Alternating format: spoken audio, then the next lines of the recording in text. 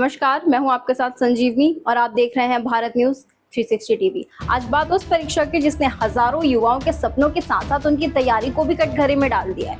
आपको बता दें, आजमगढ़ में आयोजित होमगार्ड भर्ती परीक्षा के दूसरे दिन कुछ ऐसे सवाल पूछे गए जिन्होंने अभ्यर्थियों को असमंजस में डाल दिया। और ये सवाल थे सामान्य ज्ञान के, लेकिन इतने अप्रत्याशित कि तैयार छात्र भी चौंक गए।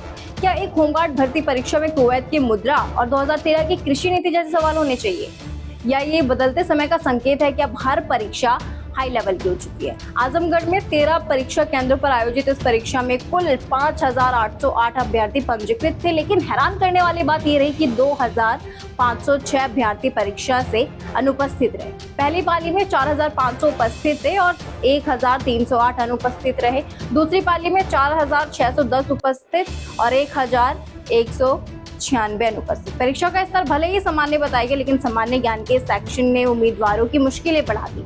कुवैत की आधिकारिक मुद्रा जैसे सवाल, वर्ष 2013 की राष्ट्रीय कृषि नीति पर आधारित प्रश्न सवालों ने अभ्यर्थियों को सोचने पर मजबूर कर दिया। कई छात्रों का कहना है कि उन्होंने इतिहास, भूगोल और सामान्य विज्ञान जैसे प्रश्न तैयार किए थे, लेकिन अंतर्राष्ट्रीय और नीतिगत सवालों ने उन्हें चौंका दिया।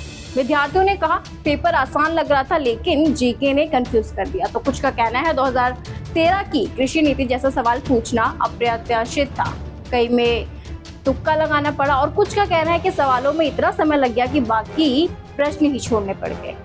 लेकिन सवाल पूछने का तरीका काफी हाई लेवल का था। कई परीक्षार्थियों ने माना कि आधा समय तो सवाल समझने में ही निकल गया, जिससे बाकी प्रश्नों का हल करने में काफी मुश्किलों का सामना करना पड़ा। परीक्षा केंद्रों पर कड़ी सुरक्षा रखी गई। एंट्री से पहले संगठन जांच की गई। दोनों पालियों में परीक्षा शांतिपूर्ण ढंग से संपन्न हुई। डीएम रविंद्र कुमार और एसपी डॉक्टर अनिल कुमार ने स्वयं परीक्षा केंद्रों का निरीक्षण किया और व्यवस्थाओं का जायजा लिया। उन्होंने अधिकारियों को आवश्यक दिशा निर्देश भी दिए। इस परीक्षा ने एक बात साफ कर दी, अब सिर्फ पारंपरिक विषय की तैयारी काफी नहीं है, अभ्यर्थियों को व्यापक और अपडेटेड ज्ञान रखना जरूरी है। और इन परीक्षा केंद्रों के बाहर उमड़ी भीड़ इस बात का दावा करती है कि हमारे देश में बेरोजगारी का स्तर वाकई काफी ऊंचा है।